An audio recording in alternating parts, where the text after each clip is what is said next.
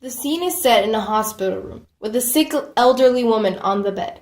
An unknown woman dressed in black enters the room and begins talking to the sick lady. ¿Quién es?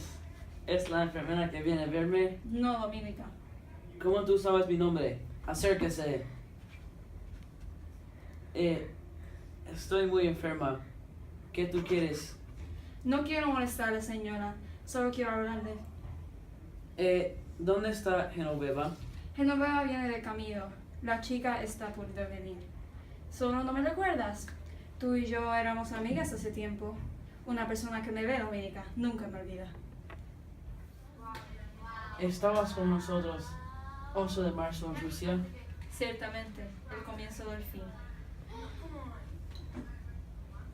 No puedo recordarme de ese día. Fue todo en vano. ¿En vano? Señora Dominica, eso no fue en vano. Eso inspiró que todo el mundo retara el gobierno. Eso fue un momento de historia. Eso empezó la revolución rusa. Eso hizo que la gente supiera que el pueblo tiene el poder, no el gobierno. ¿Cómo puedes estar tan segura? Además... Tía, te he traído. ¿Quién es esta que viene a robar nuestra paz? Tranquila, Genoveva. Es una amiga vieja. No esperaba que me recordaras. Eras bien joven cuando me viste. Creo que se equivoca, señora. Nunca la he visto en mi vida. Pero es que cuando era bien joven, ¿de dónde recuerdas? Del marzo de 8 de 1917 en Rusia. ¿Cómo se va a recordar? Era una chica. No menciones ese día. No, es mi derecho saber lo que ocurrió ese día. Pues entonces empieza una larga historia. The scene is set in the streets of the Russian capital Petrograd. An estimate 90,000 female demonstrators clamoring for bread flooded the streets, joined by striking industrial workers. After 3 years of fighting in a war that had depleted Russia's infrastructure, angry soldiers and their families had had enough of the Tsar's discrepancies. A total of 150,000 men and women took the streets of Petrograd, protesting the harsh working conditions that employees were forced to endure. Protesters clashed with the police, but all refused to leave. 2 young women and a little girl are amidst the protesting crowds. The streets meant longer. Just look at all of the exhausted mothers who have suffered enough by watching their sick children starve. Perhaps these women are closer to the revolution than anyone else. By March 10, most of Petrograd's workers were on strike, putting the capital on standstill. Electricity and water both shut off. All of this, Genoveva, was started by strong women desperate to keep their families alive. This event would transform the lives of women in Russia forever. There were sacrifices, of course, but this revolution had an effect on sexism in a way no other event had been able to do so. They tried with all their might to suppress our demonstrations. Instead of negotiating with us, resulted to more drastic measures. On March 11th, the first demonstrators walked into the streets of Petrograd. They were met by posters hung by the police that forbade any demonstrations against the Tsar, and anyone who opposed this law would be forcefully banned. Demonstrators ignored these warnings, however, as they continued their chants and they angrily waved their banners in the air. Among the shouts of the people, the words "fire" were heard. The cackling of the soldiers' machine guns was nearly drowned out by the shouts of the confused crowds running around.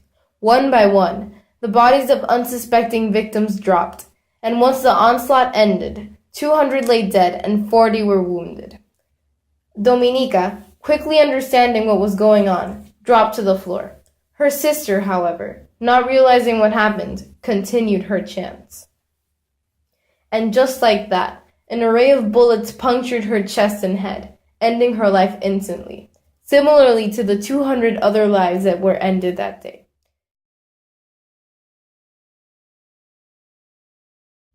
The revolt could continue as the army mob burned all the buildings that they passed. Even the Tsar's army had joined. Everything was caused by the woman, and the woman had started basically everything. The women were substituting the men when they were hurt or when they were involved in the factories. The women made 40% of the workforce. Their participation in these demonstrations made the difference between their success and their failure. The men that governed us consumed without producing. They would give us work and returned us with the bare minimum. And yet, they did not understand this, and they underestimated our abilities and our willpower.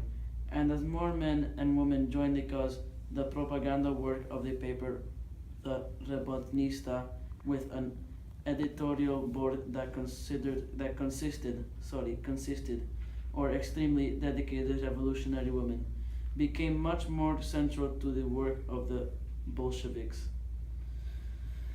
And as time progressed, laws were passed women as equal with men and women. In child and civil marriage, making divorce a much easier process to do, and establishing the protection of maternity and youth. All of these which gave women huge opportunities and better active in society. Thank you for letting me know that my mother did not die in vain. I'll always thank her for the beliefs that she passed on to me. But I must ask, why are you here? Thank you for showing me what that day really meant. I will die at peace, knowing that March 8, 1917, that group of women marked a day in history that shall never be forgotten. Tia! No! Tia! No!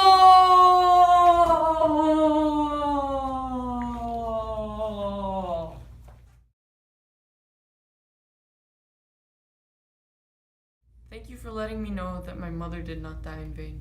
I'll always thank her for the beliefs that she passed on to me.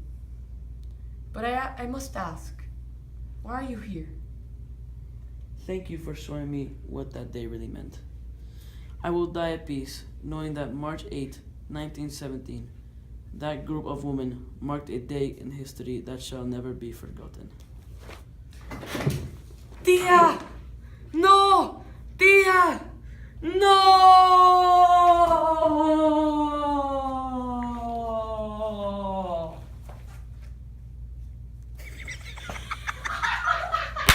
That my mother had not died in vain. I will always be grateful for what she taught me and to keep my strong beliefs. But I must ask, why are you here in the first place? Thank you for showing me what the day really meant. I will die at peace, knowing that on March 8, 1917, that group of women marked a day in history that shall never be forgotten. Tia! Tia! Tia!